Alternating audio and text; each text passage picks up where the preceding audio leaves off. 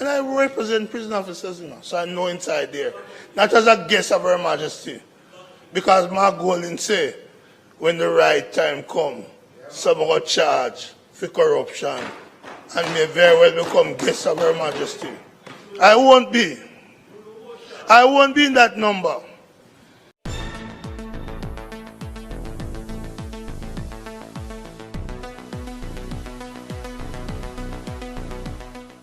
Bless up, ABR family and viewers. Welcome back to the channel. It's your girl, Isabel Rose. And in this one, opposition Senator Lambert debates on the bill in the House of Senate that wants a mandatory sentence of 50 years for murder. And he says that he doesn't support the mandatory sentence due to various factors in which I will play him outlining same. He made reference to even the Alando mistaken identity via the JCF and questioned where they had gotten his information and also calls on the High Command to issue a public apology. Stay tuned for the details at hand. Don't forget to like, share, and subscribe to the channel. Please remember to continue to support the Martha's Couponing Foundation. It's a charity foundation that supports children back to school in Jamaica by sending barrels. All you have to do to support this charity is to subscribe, like, share out the YouTube channel. Please and thanks. The link will be in the description as well as in the comment section. I'm not a supporter of mandatory sentences because I believe circumstances alter cases. I support a party that brought in the gun court, that brought in indefinite detention or imprisonment, which has been shut down by the highest court of the country, still, King Charles Court, the Privy Council. In that famous Hines judgment. I am not a fan, therefore, of mandatory sentences. And I'm not a fan today of mandatory sentences. I want to make that clear. But that's my personal view.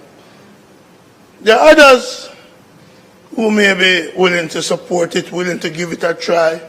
I'm not. Because I believe, as one member of the Court of Appeal said in a judgment a couple of years ago, circumstances alter cases. And among those circumstances are mistakes that are made. Every one of us in this chamber now know, or ought to know the name Alando Gray. A young man placed on the most wanted list. A young man taunted by the police that if you didn't turn in yourself, you might have gone to see your maker. Mistakes happen. I want to use this platform to call on the Minister of National Security and the Commissioner of Police to directly apologize to Mr. Alando Gray for what was done to him, his reputation, and his family. Up to last night, Mr. Gray had said on a program elsewhere that nobody in the police high command, nor in the political directorate, the minister, had reached out to him and apologized. And it seems that it wasn't until Lambert Brown called out the High Command where we see now the Commissioner of Police coming out to give an apology. And I'm going to listen to it, and my advice to Alando Gray, don't let this go, just like that. You have to go ahead and sue for, emotional and all kind of damages, defamation of character, you name it. He has to get some redress from this incident. As I indicated in our press release, it is an unfortunate situation and we apologize to him. Personally? Right? Personally, in that press release, we gave a personal apology to him. You know, unfortunately, the nature of policing is that it's not an exact science, and there are times when we make mistakes. We have had persons in custody, not just Jamaica, but anywhere, right across the world, every jurisdiction. We have had persons in custody. Remember, persons are innocent until proven guilty. So we can assume that persons, before they are convicted in court, in our custody, are innocent people. And at some point, sometimes, some of these persons are exonerated from the court. And so these persons have similar experiences. That is why the states have systems and ways for redress. And so you can seek redress. And I hope all of us in the Senate will feel the need to say to those in authority, when mistakes are made, it's not enough to throw an apology through the window. But you must go to the victim and apologize to the victim and his family.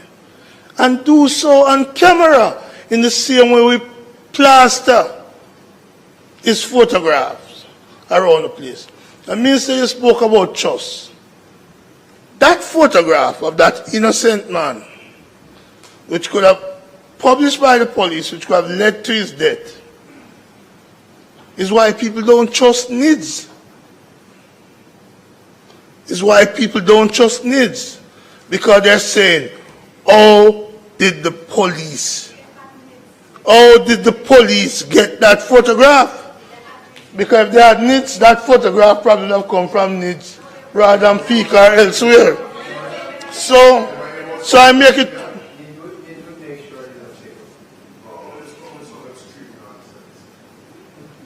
Is he thinking that he's looking at himself talking? Because that's the only way extreme nonsense will come about. Point I'm making, Mr. President, people don't trust NIDS, just as they don't trust this government. One of the toughest, one of the man who is the loudest proponent of the most extreme penalty for murder is the chairman of the Jamaica Labour Party. And if I listened correctly yesterday, in an interview on RGR, he was 19 points behind the newcomer in Western St. Mary. So, he has shouted the loudest for the death penalty for murder. He has shouted the loudest to have your lawyers and speed dial. But the people of Western St. Mary seems to be about to reject him. So I'm not rushing because it may be popular to put on the toughest of penalties. I believe mistakes can happen. And I believe our judges are sufficiently sensitized to do the right thing. And I'd prefer to have leave the decisions as the extent of the sentence to the judges. That's my personal view, and I'm sharing it as a senator who believes in the independence of senators. So, President, second issue with this mandatory thing is the backlog that is likely to be created in the courts. A new set of backlogs. Because which lawyer, which King's Counsel is going to say to his client, in the circumstances, plead guilty when there's no mitigation in sentencing? Or which client is going to allow his King's Counsel or junior to say plead guilty when he knows that the court system is going to be clogged, it's going to take a time, and there are many issues that may arise between his first appearance in court and the outcome. So if I'm going to go get a 50-year sentence, Let the judge impose it, rather than me pleading guilty and go and get it. And so you need to consider, and I'm sure the judiciary would have said to you, maybe not because you're in formal conversation with them, but to point out that this approach to sentencing can lead, whether it's gun case or murder, can lead to a backlog in the system and can be a disincentive to people pleading. You know, I always guilty. like to argue with you. Sorry? So what figure? You say you couldn't advise your client to plead guilty to 50 years. No, I'm not the King's Counsel. What figure you would say? And I'm not the client. I'm not going there with you. I'm simply saying that don't go there. Don't go there. I'm simply saying to you, what we're doing here.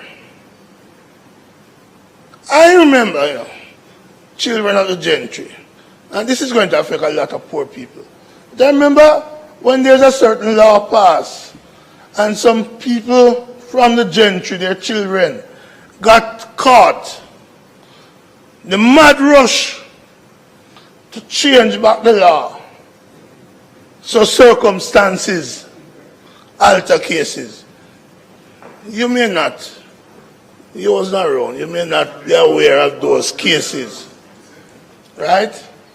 But there are men, you send your child, Santa Girl, to school. He's in a taxi. The taxi gets stops. Somebody in the taxi has a gun. And it's possible to charge everybody in the taxi for the gun, for which your son had no knowledge, but may very well be convicted.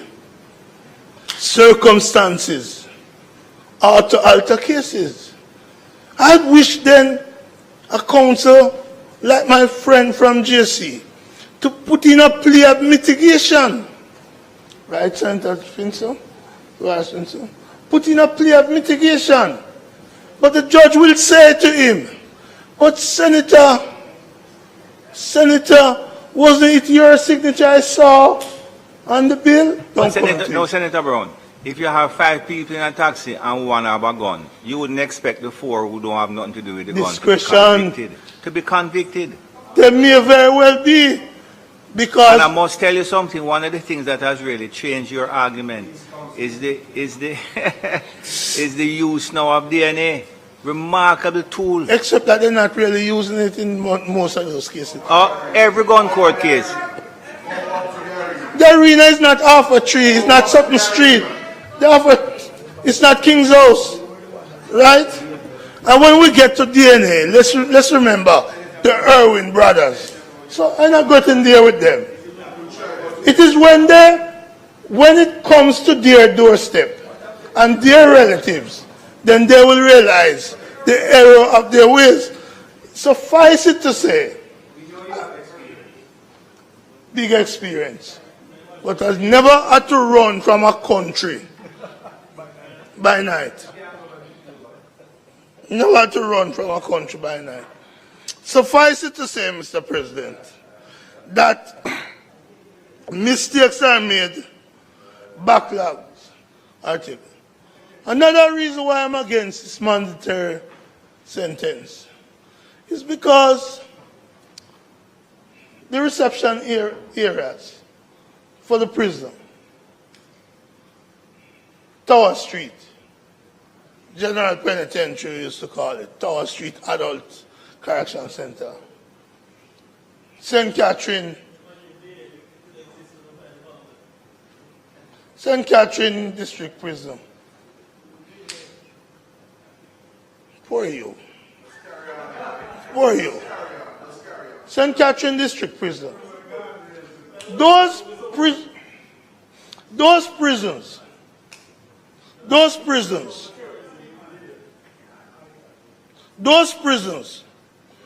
built from colonial days, since colonialism is the and colonial master is the criteria you use for rejecting prison. Decrepit in many ways. Now what we are?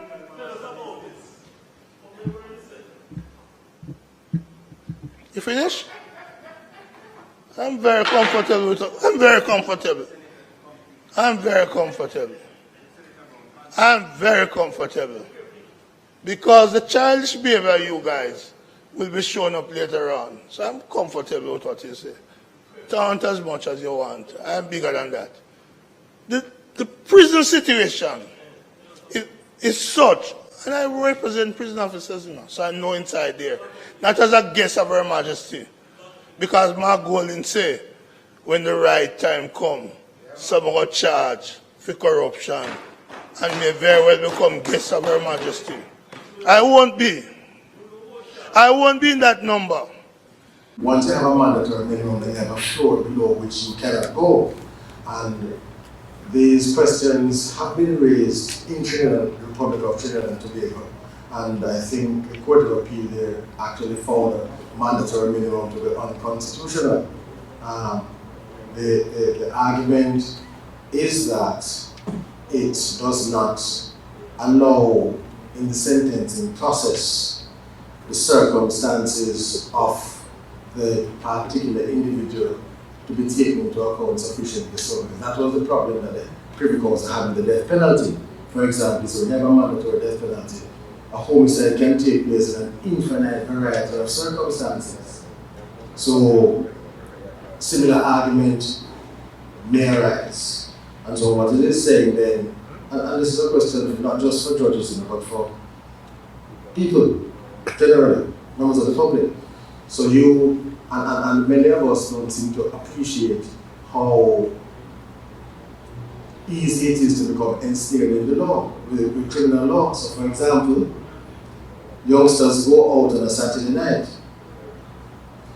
One has a bag, and he says to his friend, hold on to this for me. And just as you take the bag, the police arrive. Did you have the bag? Yes. You are going to go to the court now to say to the judge, boy, I don't really know what is inside there. He just gave it to me, and that friend can't be found. Now, think you were before the judge, and the judge will be saying, I've heard this story so many times before. What do you think the judge is going to do? Think about it. So, that may be an 18-year-old, a 19-year-old. So, where we are now is with someone who was a silencer or a magazine. Potentially, it can end up with the same sentence as someone with an AK-47 and an M16.